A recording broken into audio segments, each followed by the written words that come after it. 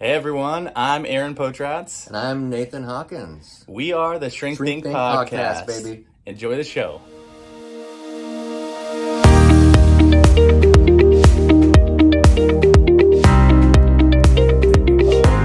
Look in the background to see his jacket. Wardrobe, please.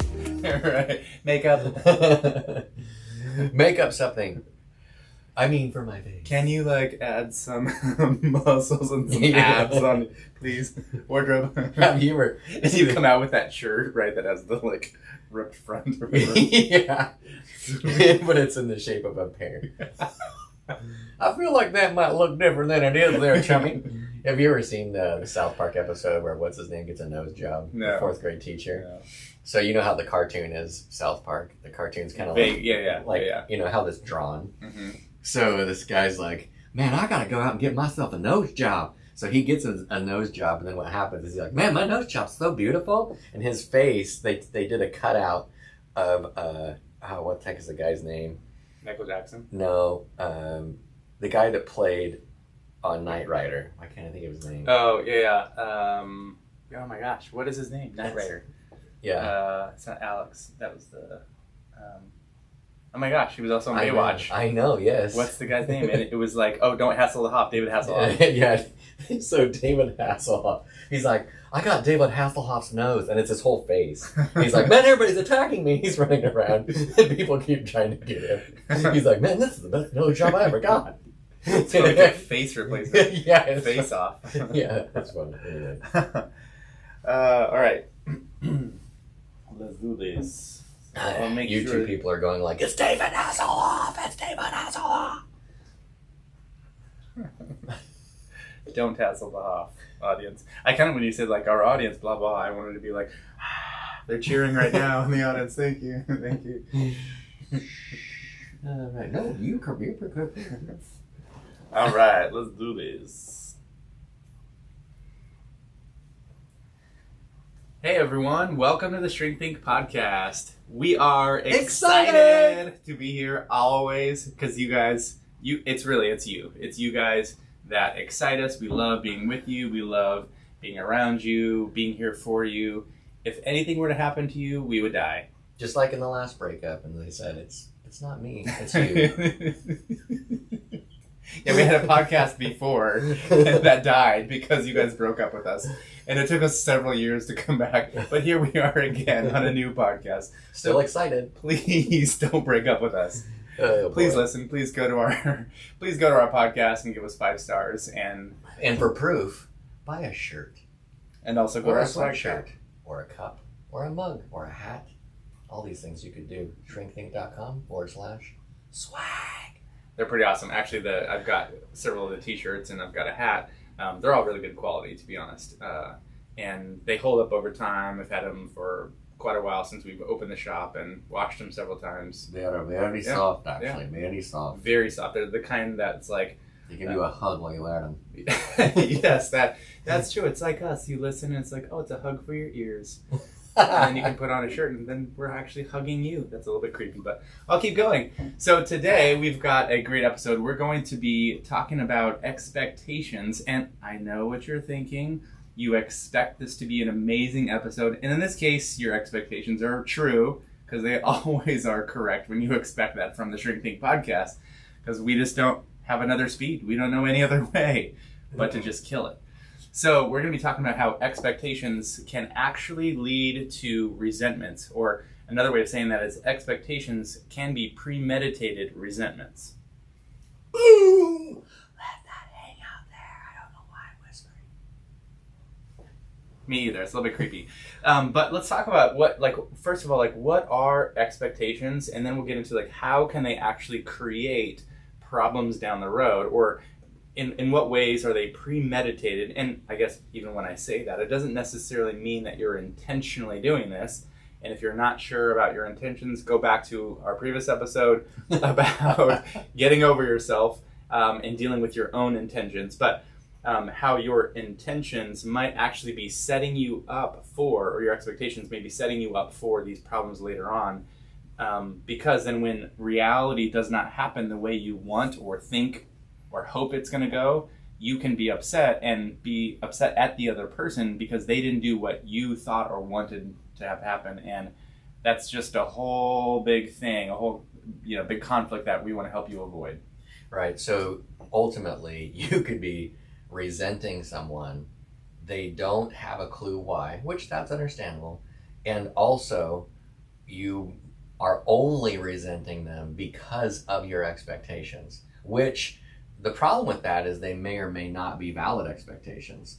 And that is honestly the key here, because if you really have not made a intent to observe what your expectations are, then you have a potential problem already.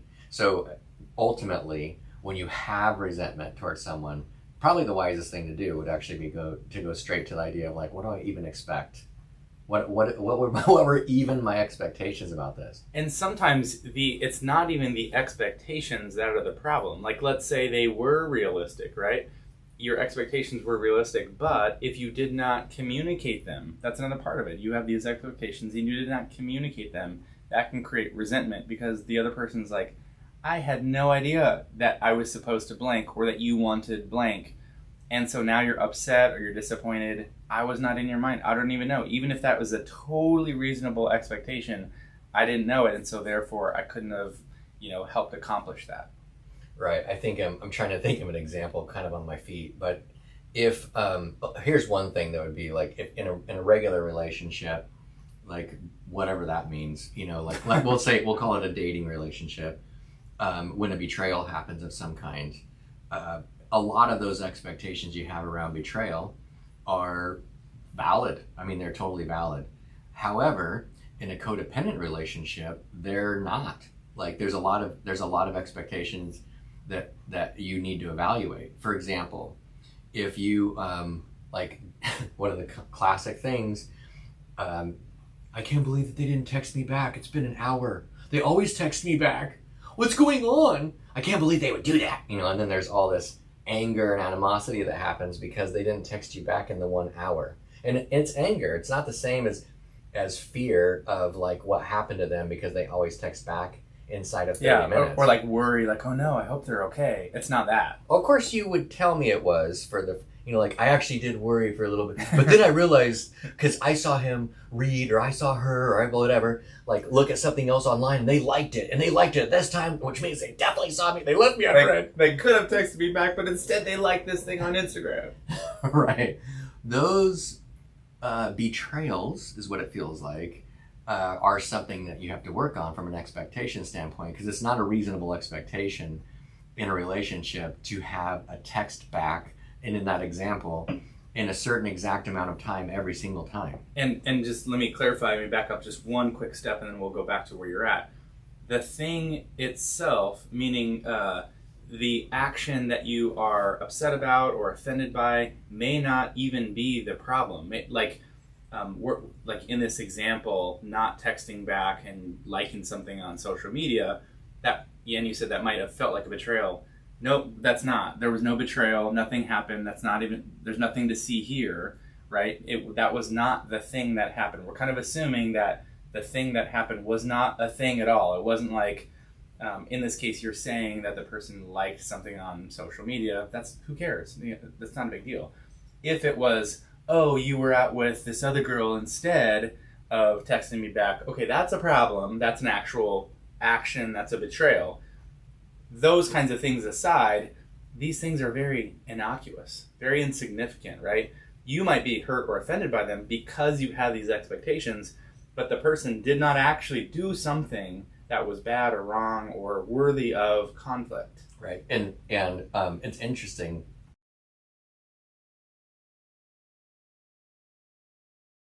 And when you were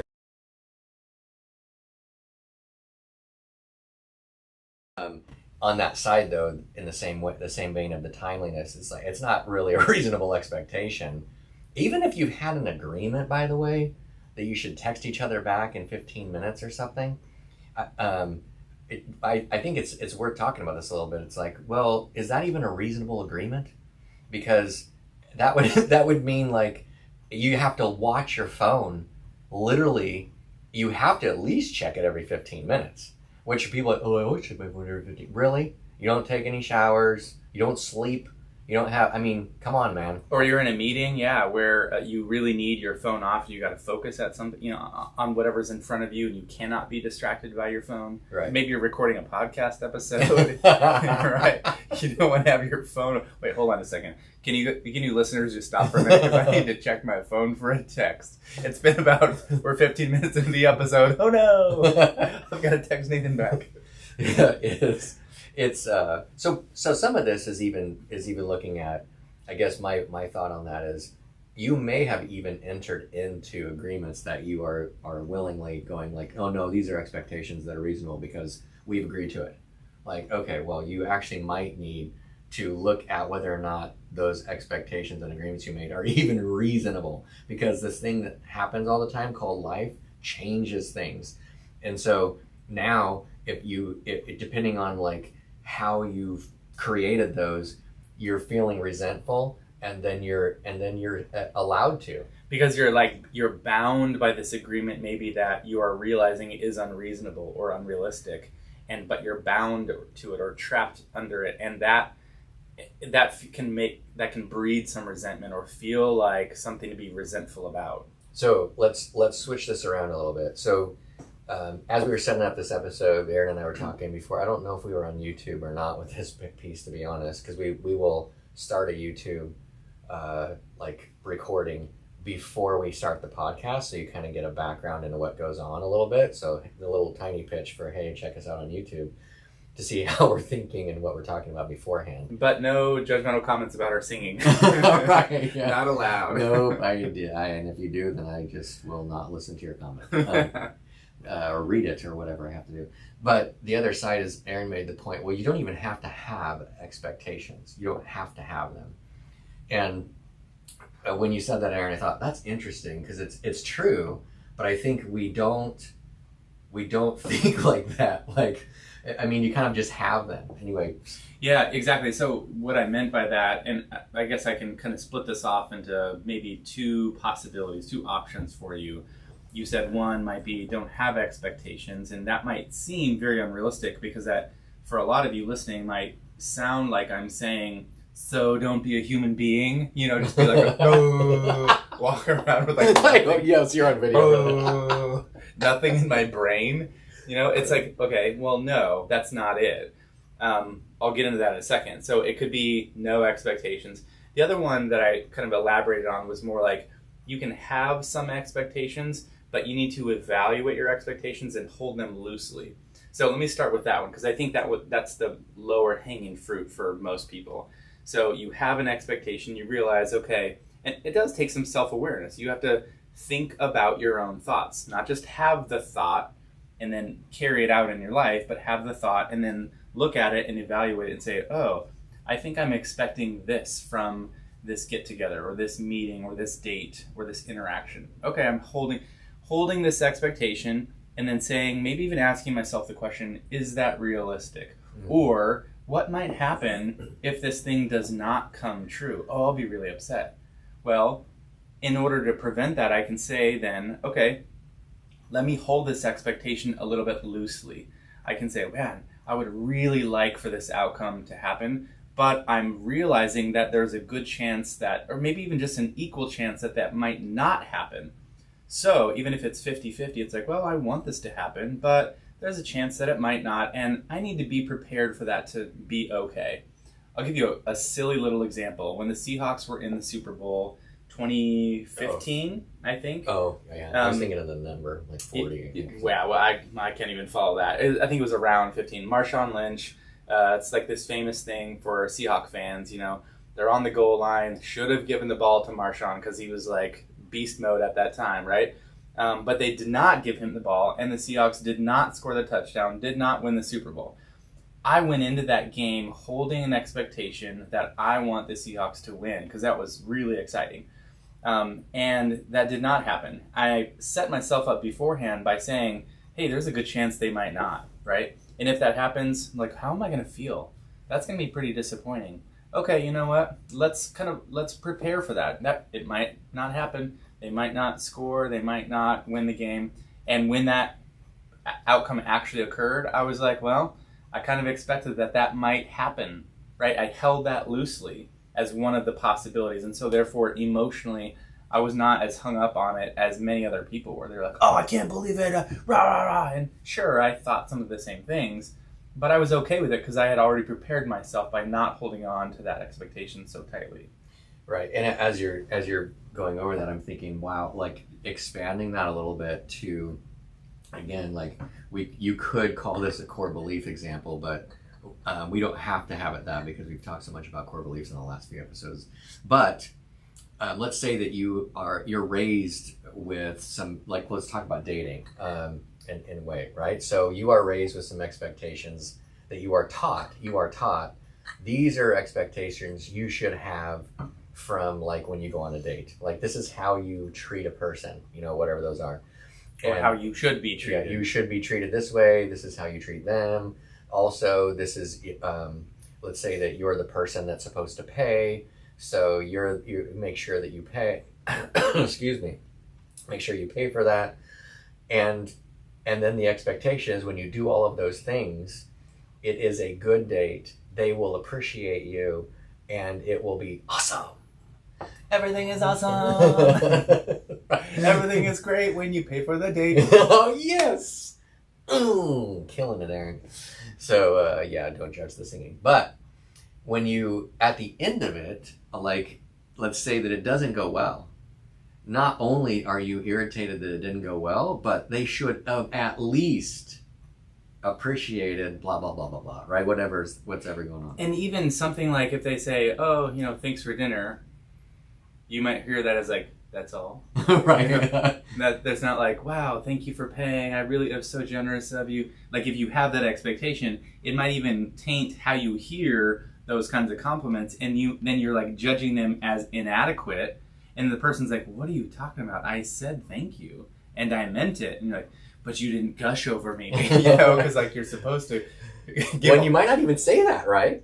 You might not feel like you can. Because in your mind, you're like thinking, well, you didn't gush over me. But it's going to sound weird if I say that you didn't gush over me. So I can't say that you didn't, but obviously you didn't appreciate it enough. Because what about the fact that I actually picked the place? And I picked the place where we went, and then I drove her a certain way, and I made sure that you got the scenery on the way in. How about that? And then I'm like, why are you being so weird all of a sudden, And it's this unspoken. Oftentimes these expectations are like lurking beneath the surface of the water, like Jaws. Dun, dun, dun. Dun, dun, dun, dun. And then like they just come out in these moments and you're like, what the heck, where did that come from? Well, they had been there all along. So it was a premeditated resentment. Shark attack. That's right. Expectation attack. Expectation attack. Something like that. That word expectation has teeth when you think about it. Oh, it does. It kind of looks teethy. Yeah, it does. Oh, no. Expectation. You might not want to watch YouTube now if you actually watched it and you were like, okay, he's doing what now? Well, okay, so let's talk about in this other example here. So you can hold expectations loosely, right? Kind of the example I give. I think it is possible, and actually this is what I recommend to people because I think this is a better way. It's a better way of living life. Because it gives you the most amount of freedom. I really highly value freedom as a person and in relationships. And that doesn't mean freedom to do whatever you want to do, although I think freedom does give you the ability to do that. America. Exactly. It doesn't mean that you will use your freedom to do whatever you want to do. But so when you give freedom, then it allows you to see what's actually happening instead of what you want to have happen. Or what should happen, and then you're judging things against what you want and what you should. Instead, you're just allowing things to happen as they are, and then engaging them and appreciating them for what they are. So having no expectations means essentially going into something and saying, I don't know what is going to have happen, or I don't know what is going to happen. I might want this thing to happen, but I really don't know. And so I'm choosing the uncertainty. I'm choosing to just hold on to the uncertainty, tolerate the discomfort of the uncertainty. And when you practice this enough times, you actually get used to it. And it's kind of exciting in a certain sense because it's like, man, I have no idea what's going to happen. We're going to go into this game and I'm going to do this and or go into this date and I'm going to do this and we'll just see where it goes. That's kind of the adventure of life. When you can like move past having expectations, because in a certain way, expectations create a sense of control or a sense of security, safety, or comfort for yourself.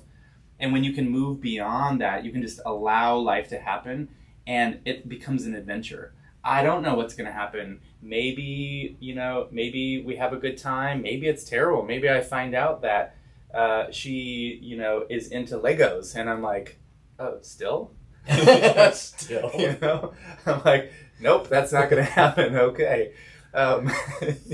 Nothing against you Lego fans out there. Oh, that's a full thing. I know, we just lost half our audience. Yeah, it's like please, we'll play Legos with you. Stay with us. Yes, we will. In fact, our next episode is about Legos. But it could be the kind of thing that's like, okay, that happened and it didn't go well. Or it could be amazing and you find out this fun, or it could be like something completely unexpected happens and you're like, man, I never could have expected that or anticipated it, and it was far better than I could have imagined.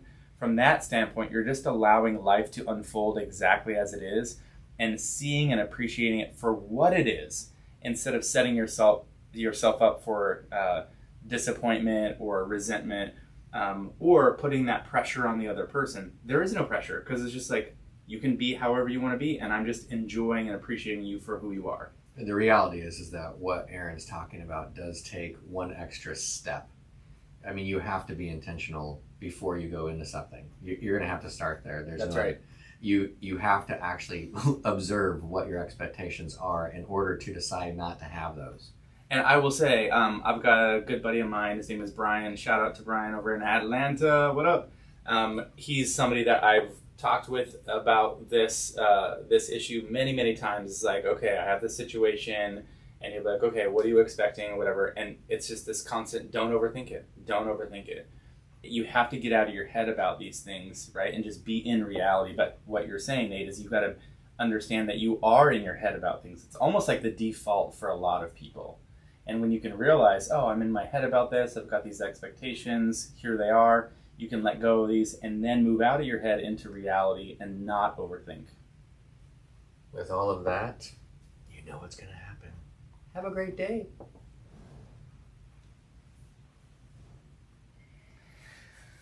Well, I hope that was good. I felt like I talked a lot, but... No, I think it was good. I had a lot of good things to say.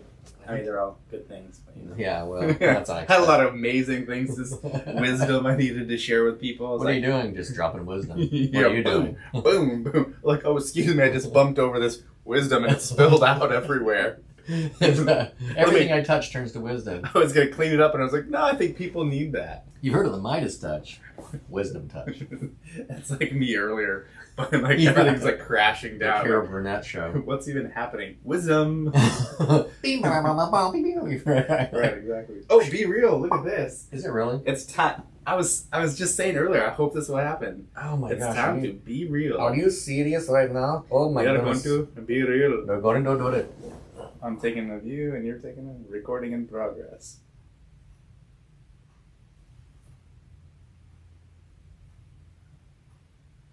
Dope. All right.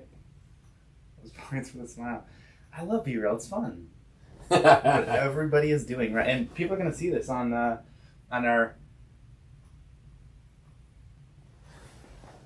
YouTube. Let's see. Being Real on podcasts. Podcasting.